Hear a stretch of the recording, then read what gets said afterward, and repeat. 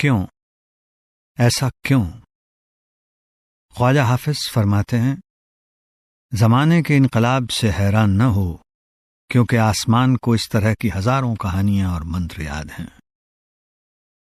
एक बार का जिक्र है, एक साहूकार था जो अपने कारोबार में अन्य लोगों से बहुत भिन्न था। उसे एक पूरे गुरु की खोज थी जो उसे सत्य का ज्ञान दे सके। उन दिनों गुरु नानक देव का नाम हिंदुस्तान के कोने कोने में फैल चुका था। उस साहूकार को उनके दर्शन की बहुत चाह थी, क्योंकि उसे विश्वास था कि वही उसे रूहानी भेद पाने का तरीका बता सकते हैं। गुरु नानक देव जी जगह जगह की यात्रा करते हुए संयोग से उस साहूकार के गांव में आ पहुंचे। उन्होंने कुछ दिनों तक उसी गांव में रहने का फैसला किया। सैकड़ों लोगों ने उनके सत्संग से लाभ उठाया और नामदान भी प्राप्त किया। इनमें वो साहूकार भी शामिल था। साहूकार के घर के पास उसका एक बहुत पुराना और गहरा मित्र रामदास रहता था। वो भी साहूकारी करता था। गुरु नानक देव के बारे में उसने बहुत सी बातें सुन रखी थीं, इसलिए वो भी उनका सत्संग सुनने का इच्छुक था।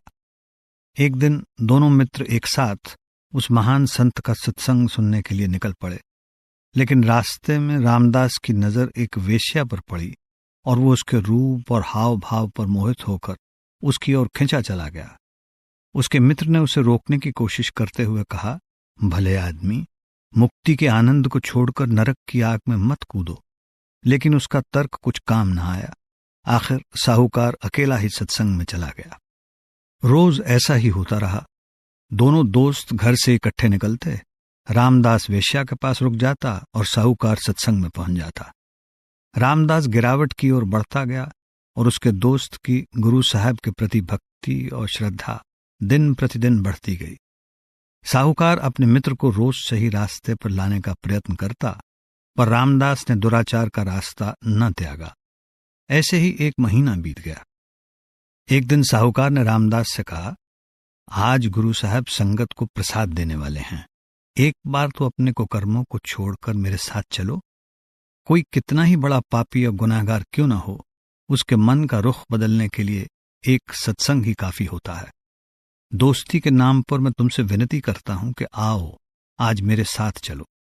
सत्संग में जाकर ही तुम समझ सकोगे कि संतों की संगति से क्या लाभ होता है और उसमें कितना आनंद प्राप्त होता है। रामदास ने बात सुनी अनसुनी कर दी। फिर अपने मित्र से बोला, तुम रोज सत्संग में जाते हो और पुण्य कमाते हो, मैं रोज पाप करता हूं। देखें आज हमें अपने अपने कर्मों का क्या फल मिलता है। ठीक दोपहर को तुम मेरे घर आ जाना, दोनों बैठकर अपना अपना हाल बयान करेंगे। ये कहकर रामदास जल्दी से वेश्या के घर पहुंचा, पर वो घर पर नहीं थी। निराश होकर वो वापस अपने घर आया और अपने मित्र का इंतजार करने लगा।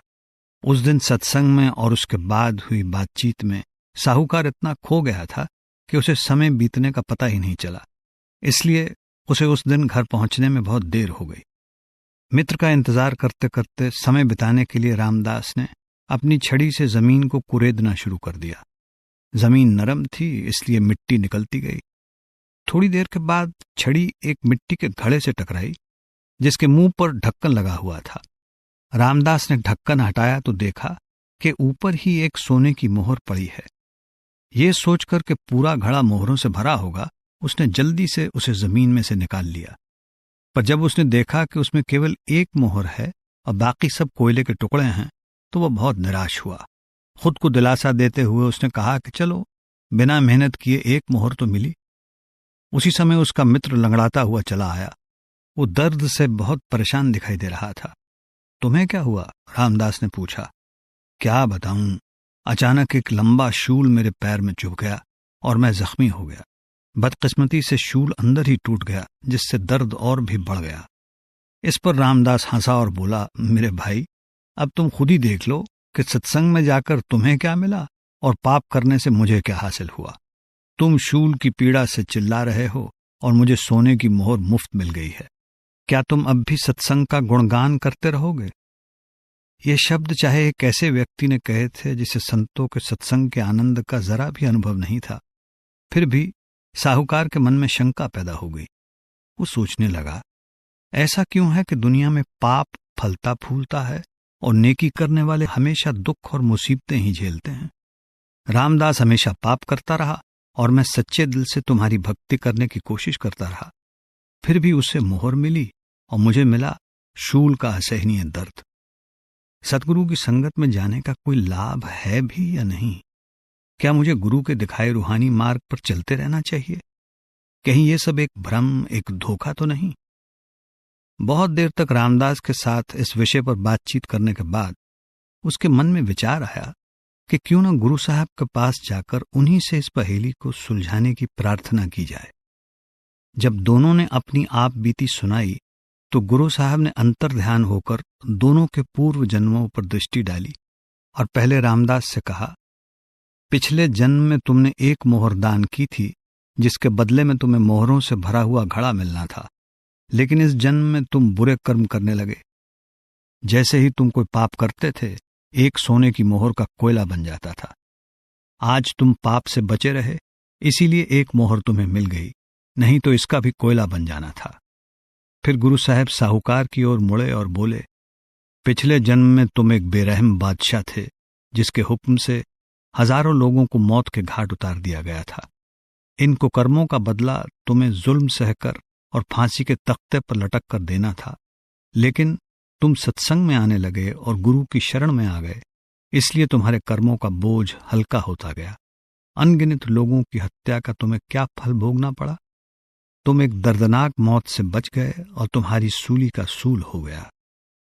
गुरु साहब के वचन सुनकर दोनों उनके चरणों पर गिर पड़े और अपने गुनाहों की माफी मांगने लगे। जैसे जैसे समय बीतता गया, दोनों का मन निर्मल होता गया और उनकी जिंदगी ही बदल गई। दोनों साध संगत की सेवा और गुरु भक्ति में अपना समय बिताने लगे। पूरे सतगुरु के सत्संग और शरण की महिमा अपार है। इससे सूली का सूल बन जाता है।